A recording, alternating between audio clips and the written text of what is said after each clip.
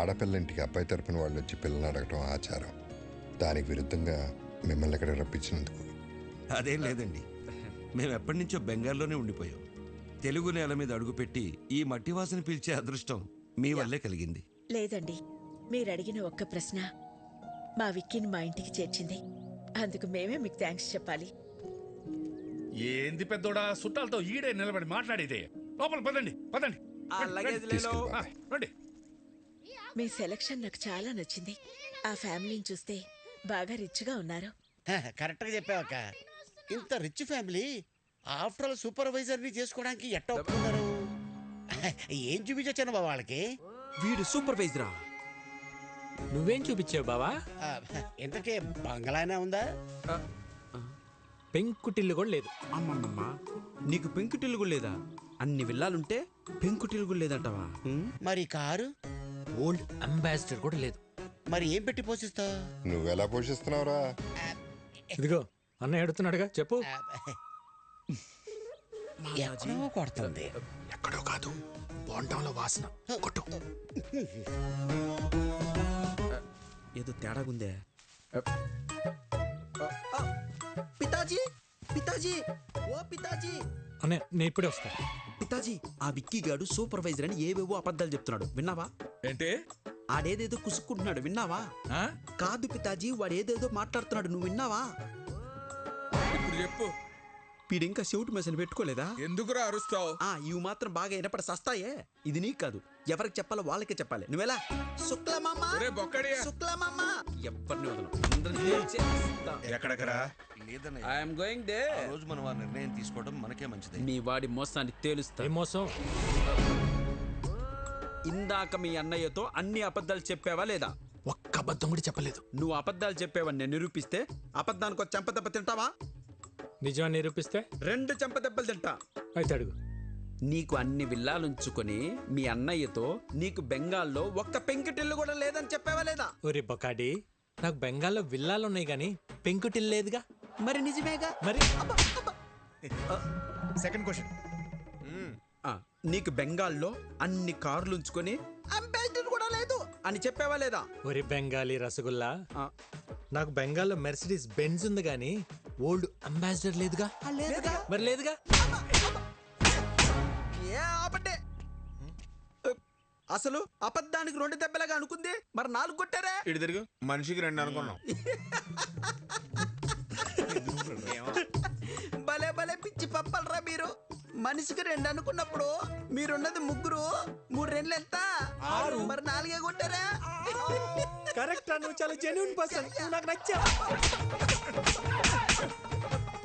సరిపోయిందా? సరిపోలేదు, but I have little bit confused. I will come later.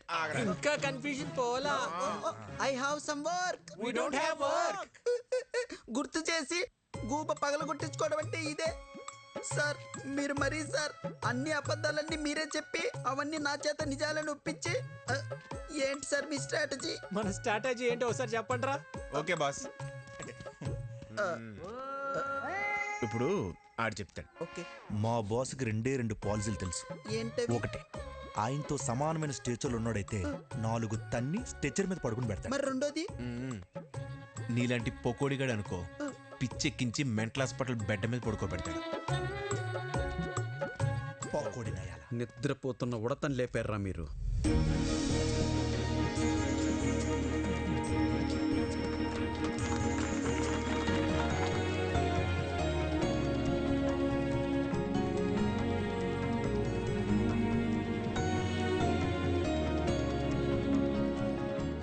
తీసుకోండి please. Rajaram గారు, మీ గురించి మేము ఊహించిన దానికంటే గొప్పగా ఉన్నారు. మా భైరవికి మీకంటే మంచి కుటుంబాన్ని మేం కూడా తీసుకురాలేం. ఇక మేం బయలుదేరుతాం. బాలే ఓరు శుక్లాజీ, ఏంది ఇంత దూరం వచ్చిన తర్వాత అట్ట ఉట్టి చేతులతో వెళ్తే అట్ట తాంబూలాలు పుచ్చుకుని వెళ్ళండి, ఏమంటారు? మీలాంటి పెద్ద ఆయన చెప్పాక కాదనేదే ఉంది. అలాగే చేద్దాం.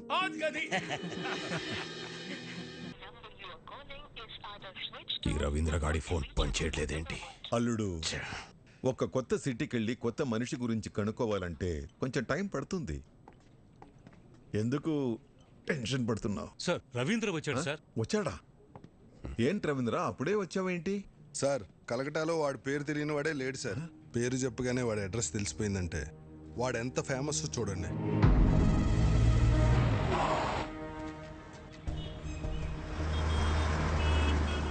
विक्की भैया मेरा कालीगढ़ का छत्रपति शिवाजी है. వాడుండే ఏరియా కాళీగట్టుకు వెళ్ళాను.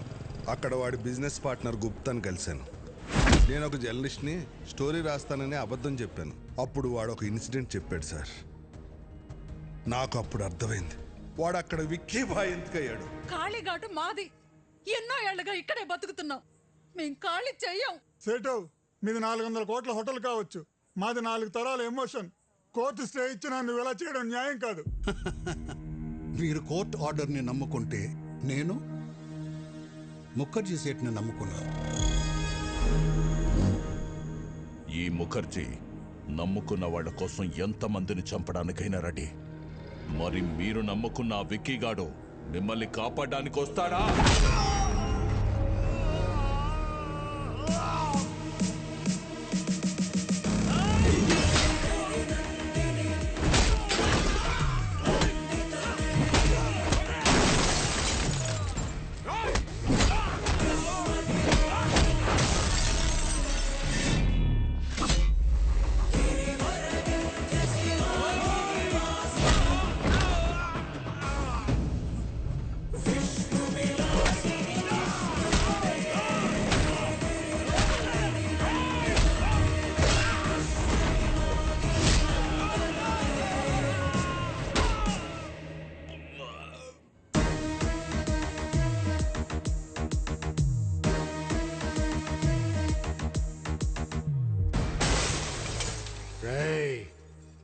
ఇంకోసారి ఏరియాలో కనిపిస్తే మీ తలలో తీసి అమ్మూరి మెళ్ళ ఎలాడదీస్తా. చల్! నేను ఆకలితో ఉన్నప్పుడు కాళీఘాట్ నాకు అన్నం పెట్టింది. ఒంటరిగా ఉన్నప్పుడు ఆశ్రయం ఇచ్చింది. అలాంటి కాళీఘాట్ కష్టంలో ఉన్నప్పుడు ఆదుకోవటం కృతజ్ఞత కాదు, నా బాధ్యత. థ్యాంక్స్ బేటా. వీడి క్యారెక్టర్ ఏంట్రా ఇలా ఉంది? ఒక్క పూట అన్నం పెట్టినందుకే ఇంత చేశాడంటే వాళ్ళ అన్న హోటల్ ముయించి ఎంతో మందికి అన్నం లేకుండా చేశావు. నిన్నేం చేస్తాడో.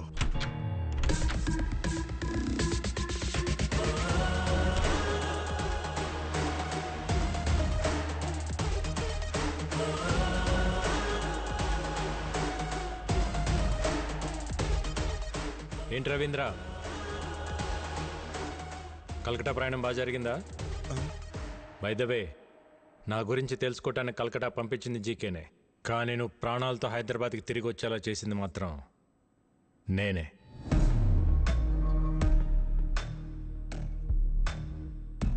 నా గురించి జీకేకి తెలియాలి కదా. జీకే, ప్రతివాడు గెలుపు కోసమే బ్రతుకుతాడు, కానీ 10 మందికి మంచి జరగాలని ఆశయం కోసం బ్రతికేవాడు చాలా అరుదుగా ఉంటాడు. మా అన్నయ్యలాగా. మా అన్నయ్య ఫేస్లో నవ్వు మిస్ అయితే నేను డిస్టర్బ్ అవుతా. అలా చిన్నప్పుడు మీ మామ పాపారావు ఒకసారి డిస్టర్బ్ చేశాడు, ఇప్పుడు నువ్వు డిస్టర్బ్ చేస్తున్నావు. వద్దు జీకే, నన్ను కెలకద్దు. ఏంట్రా వార్నింగా? కెలికింది నేను కాదురా, మీరు. మళ్ళీ చెప్తున్నా, నీ కళ్ళ ముందే ఎప్పుడు నవ్వుతూ ఉండే నీ ఫ్యామిలీలో నుంచి ఆ నవ్వు తీసేస్తా. ఏం పీక్కుంటావు పీకో. నవ్వు, బాగా నవ్వు. నువ్వు ఎవడి చేత మా హోటల్లో విషం పెట్టించావో వాడు నా చేతికి చిక్కాడనుకో, అప్పుడుంటుందా ఈ స్మైల్? నువ్వు మూయించిన మా హోటల్స్ తెరుచుకుంటున్నప్పుడు, నువ్వు దాచిన నిజాలు బయటకు వస్తుంటే, నీ ఎంపైర్ రాత్రికి రాత్రి కుప్పకూలిపోతుంటే, అప్పుడుంటుందా ఈ స్మైల్? చూసావా, జరగబోయేది చెప్తుంటేనే నీ ఫేస్లో స్మైల్ మిస్ అయింది. అందుకే చెప్తున్నా, హ్యాపీగా నవ్వుతూ ఇప్పుడే ఫోటో తీయించుకొని ఫ్రేమ్ కట్టించి పెట్టుకో. ఎందుకంటే ఆ తర్వాత ఆ స్మైల్ రమ్మన్నా రాదు, రానివ్వను. కొంచెం స్ట్రాంగ్ అయింది కదా, బాగానే ఉంటుంది, తాగు.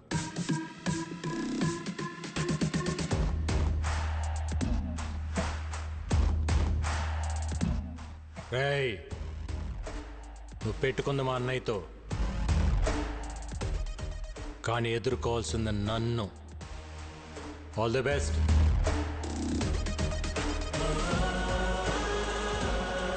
Breaking news. రాజారాం కేసులో విషాహారం తిన్న పిల్లల ఆరోగ్య పరిస్థితి హాస్పిటల్లో సీరియస్ గా ఉంది. వారికి ఏమైనా అయితే రాజారాం జైలుకి వెళ్లాల్సి వస్తుంది. సుఖీభవ హోటల్స్ శాశ్వతంగా మూతపడే అవకాశం ఉంది. ఇట్స్ ఓకే నా. ఏం డాక్టర్, ఇంతకాలమైనా పిల్లలు రికవర్ అవ్వట్లేదు. ఫుడ్లో ఎలాంటి పాయిజన్ కలిసిందో, ఆ పాయిజన్లో ఎలాంటి కెమికల్స్ ఉన్నాయో తెలియపోవటం వల్ల ట్రీట్మెంట్ అంతా ట్రయల్ అండ్ ఎర్రర్లా జరుగుతుంది. కొంతమంది పిల్లలు రెస్పాండ్ అవుతున్నారు, కొంతమంది కండిషన్ చాలా క్రిటికల్గా ఉంటుంది. బట్ ఎనీవే, ఢిల్లీ ఎయిమ్స్ నుంచి స్పెషలిస్టులు కూడా రప్పిస్తున్నాం. Let's hope for the best sir. Doctor, ఆ స్పెషలిస్టులకి ఎంత ఖర్చు అయినా పర్వాలేదు, నేను పెట్టుకుంటాను. I appreciate your kind heart. We'll do our best to bring them out. Thank you, doctor. Not a problem. Thank you. Okay.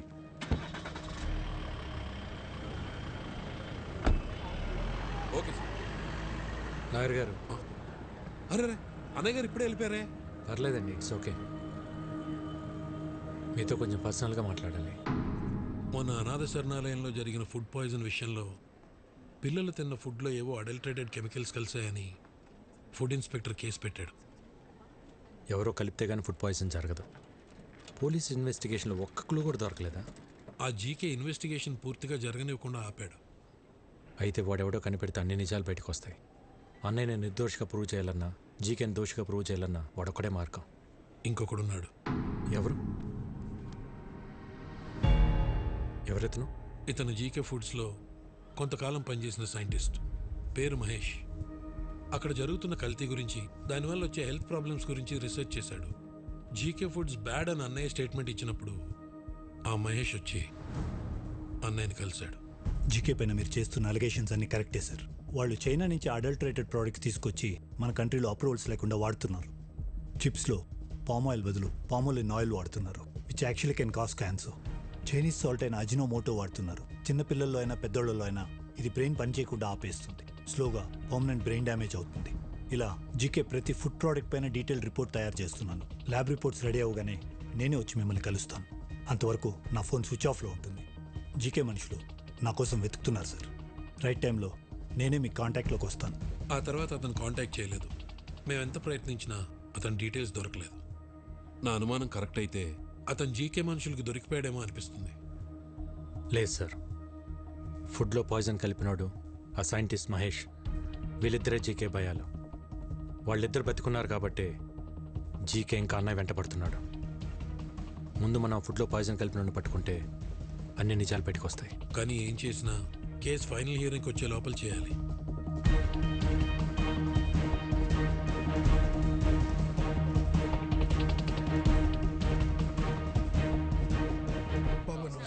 నమస్తే బాబాయ్. ఆ రోజు అనాథాశ్రమంకి ఫుడ్ వండింది ఎవరు? నేనే బాబు. ఆ రోజు వంటలు రెడీ అయ్యాక ఎప్పట్లా సూర్యం గారు ఫుడ్ టేస్ట్ చేసి ఓకే అన్నారు బాబు. ఆ రోజు ఆశ్రమానికి ఫుడ్ తీసుకెళ్ళింది ఎవరు? ఇదో ఈయనే. నేనే సార్. కానీ ఏమైంది? అనాథ శరణాలయానికి వెళ్తుండగా ఆ రోజు నా పాపకి యాక్సిడెంట్ అయిందని తెలిసి హాస్పిటల్కి వెళ్ళిపోయింది సార్. మరి ఎవరు తీసుకెళ్లారు? బయలురాజు మన రెస్టారెంట్లోనే తనే చూసుకుంటాడు.